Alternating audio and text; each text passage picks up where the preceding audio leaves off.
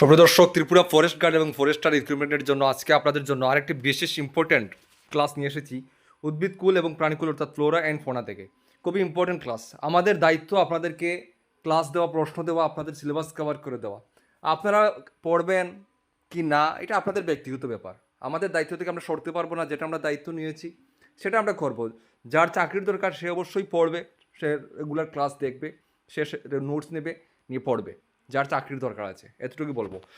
তো আরেকটা জিনিস বলে দিই, আগামীকাল স্বাধীনতা দিবস উপলক্ষে আমরা কিন্তু বিশেষ একটা অফার দিয়েছি, আবারও 50% ছাড়ের যে অফারটা আমরা দিয়েছি।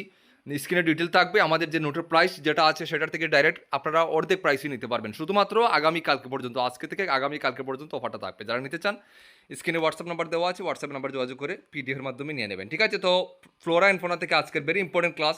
প্রথম প্রশ্ন আপনাদের স্ক্রিনে, ফ্লোরা, ঠিক আছে, ফ্লোরা এবং ফোনা বলতে কি বোঝায়? দেখুন, ফ্লোরা এবং ফোনা বলতে কি বোঝায়, what is meant by flora and fauna? উত্তর হচ্ছে, দেখুন, কোনো নির্দিষ্ট অঞ্চল বা সময়ের সমগ্র উদ্ভিদকুলকে ফ্লোরা বলা হয় এবং সমগ্র প্রাণীকুলকে ফোনা বলা হয়, ঠিক আছে? জিনিসটা আমরা বুঝতে পারলাম। উদ্ভিদকুলকে বলা হয় ফ্লোরা এবং প্রাণীকুলকে বলা হয় ফোনা, ঠিক আছে? জিনিসটা ক্লিয়ার।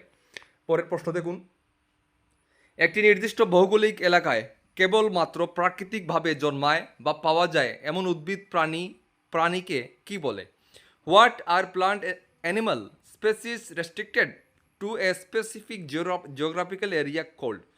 সেটা হচ্ছে, দেখুন, এন্ডেমিক প্রজাতি বা স্থানীয় প্রজাতি, ঠিক আছে? Endemic species. পরের প্রশ্ন ভেরি ইম্পর্টেন্ট। দেখুন, কোনো প্রজাতির বিপন্নতার মাত্রা নির্ধারণ এবং রেড ডেটা বুক প্রকাশ করে কোন সংস্থা? ঠিক আছে? Which organization prepares the red data to assess the risk of extinction of species? সেটা হচ্ছে international union for conservation of nature, short form যেটাকে বলা হয় IUCN। ওকে, নেক্সট প্রশ্ন দেখুন, ত্রিপুরার রাজ্য পশু অর্থাৎ স্টেট অ্যানিমাল এবং রাজ্য পাখি কোনটি? What are the state animal and state bird of Tripura?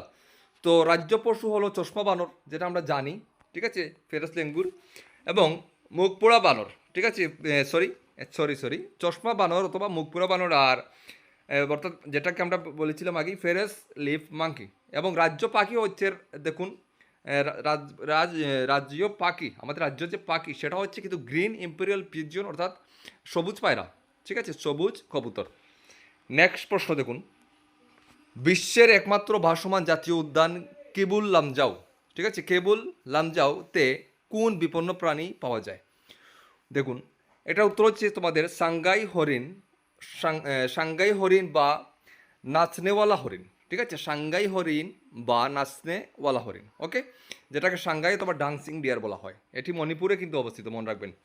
পরের প্রশ্ন দেখুন, ভারতের জাতীয় জলজ প্রাণী, ঠিক আছে, ন্যাশনাল অ্যাকোয়াটিক অ্যানিমাল কোনটি? সেটা হচ্ছে গঙ্গা নদীর ডলফিন, ঠিক আছে, গঙ্গা নদীর ডলফিন। নেক্সট, বিশ্বের একমাত্র স্থানে যেখানে এশীয় সিংহ অর্থাৎ এশিয়াটিক লায়ন প্রাকৃতিকভাবে বাস করে তার নাম কি? সেটা হচ্ছে গুজরাটের গির জাতীয় উদ্যান, ওকে, গির ন্যাশনাল পার্ক, যেটা গুজরাটে অবস্থিত। পরের প্রশ্ন, ম্যানগ্রোভ বনভূমির যেমন সুন্দরবন উদ্ভিদগুলির শোষণ কার্যের জন্য মাটির উপরে উঠে আসা বিশেষ মূলকে কি বলে? সেটা হচ্ছে শ্বাসমূল বা নিউমেটোফোর, ঠিক আছে, শ্বাসমূল বা নিউমেটোফোর। নেক্সট প্রশ্ন আপনাদের স্ক্রিনে দেখুন, নেক্সট প্রশ্ন, ভারতে প্রজেক্ট টাইগার এবং বন্যপ্রাণী সংরক্ষণ আইন, যেটা ওয়াইল্ড লাইফ প্রোটেকশন অ্যাক্ট, কোন সালে কোন সালে চালু করা হয়?